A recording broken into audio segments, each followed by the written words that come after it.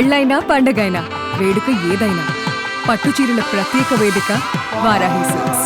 సాంప్రదాయానికి సౌందర్యానికి వారధి. రహదారి వ్యవస్థ విస్తరణ ఆధునీకరణలో కేంద్ర ప్రభుత్వం ఆంధ్రప్రదేశ్కి ప్రధానంగా కొత్తగా ఏర్పడుతున్నటువంటి రాజధాని అమరావతికి మరో వరాన్ని ప్రకటించింది.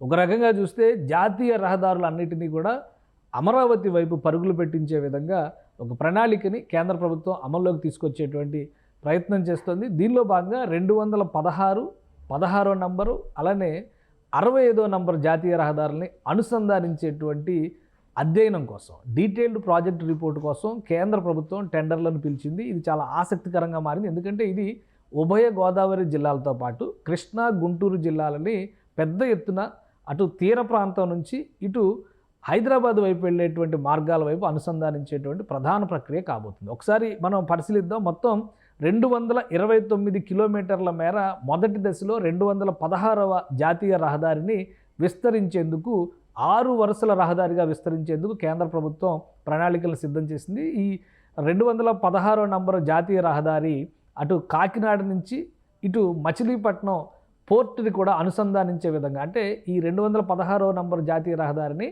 16వ నంబర్ జాతీయ రహదారితో అనుసంధానించేటువంటి అంశాలపైన సాధ్యాసాధ్యాలను పరిశీలించేందుకు కేంద్రం టెండర్లను పిలుస్తుంది. అలానే మొదటి దశలో 229 కిలోమీటర్ల రహదారిని 6 వరుసల రహదారిగా విస్తరిస్తారు.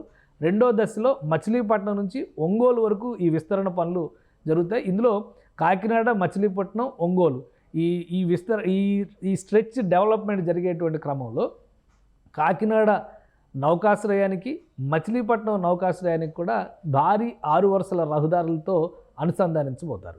అంటే ఇది చాలా ముఖ్యమైనటువంటి రహదారులు అవుతాయి. ముఖ్యంగా డీప్ వాటర్ పోర్టులకు కూడా ఇది కలిసి వచ్చేటువంటి రహదారి అవుతుంది. మరోవైపు NH-16 అంటే కలకత్తా మద్రాస్ జాతీయ రహదారి ఈ 216వ నంబర్ జాతీయ రహదారితో తూర్పుగోదావరి జిల్లా, ఉమ్మడి తూర్పుగోదావరి జిల్లా కత్తిపూడి వద్ద ఇది కనెక్ట్ అవుతుంది. ఈ కనెక్టివిటీని కూడా ప్రాపర్గా ప్లాన్ చేసేందుకు కావాల్సినటువంటి DPR పైన అధ్యయనం చేసేందుకు రహదారుల శాఖ, కేంద్ర రహదారుల శాఖ ప్రణాళికలను సిద్ధం చేసింది. వీటితో పాటు అమరావతి ఇన్నర్ రింగ్ రోడ్డుకి, అమరావతి ఔటర్ రింగ్ రోడ్డుకి కూడా ఈ కనెక్టివిటీ వచ్చేలాగా ప్రణాళికను సిద్ధం చేస్తారు. దాంతో హైదరాబాద్ జాతీయ రహదారి, విజయవాడ హైదరాబాద్ జాతీయ రహదారిగా పిలిచేటువంటి 65వ నంబరు జాతీయ రహదారితో కూడా వీటిని అనుసంధానిస్తారు. సో దీనివల్ల ఇటు తెలంగాణకి, ఆంధ్రప్రదేశ్కి మధ్యలో అమరావతికి కూడా కనెక్టివిటీ పుష్కలంగా పెరుగుతుంది. దీనికి సంబంధించి ఆసక్తి కలిగినటువంటి కన్సల్టెన్సీలని టెండర్ కొటేషన్ సబ్మిట్ చేయాలంటూ కేంద్ర ప్రభుత్వ రహదారుల శాఖ, ఉపరితల రవాణా శాఖ నోటిఫికేషన్ రిలీజ్ చేసింది.